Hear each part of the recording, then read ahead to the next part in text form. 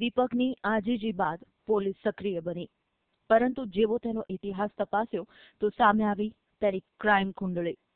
દીપક ધાનાણી 3 વર્ષ પહેલા સટ્ટો રમાડતા પકડાઈ ચૂક્યો હતો। રાજકોટની હોટલ ઇમ્પિરિયલ પેલેસમાંથી પોલીસે તેને ઝડપી પાડ્યો। અનેક સટ્ટાબાજો સાથે દીપકને પણ સંબંધ છે।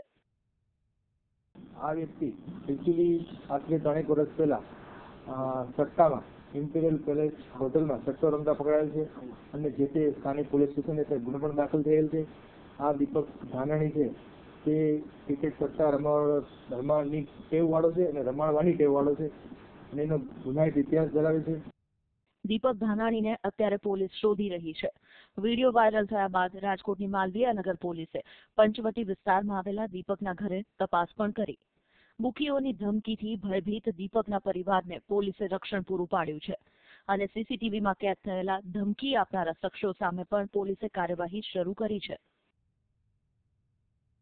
ક્રિકેટ સટ્ટાની મેટર જે છે સાઈડમાં મૂકી અને જે એના પરિવાર ઉપર જાનમાલનું રક્ષણ કરવાની નૈતિક જવાબદારી પોલીસની છે, ફરજ પણ છે અને પોતાનું કર્તવ્ય છે તેને ધ્યાન રાખી પોલીસ અત્યારે હાલ તેમના ઘરે બંદોબસ્ત પણ રાખી દીધેલ છે।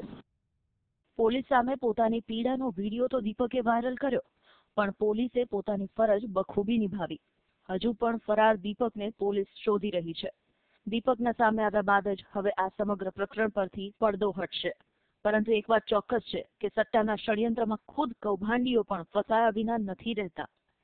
Harin Matravadiya, ETV news, Rajkot.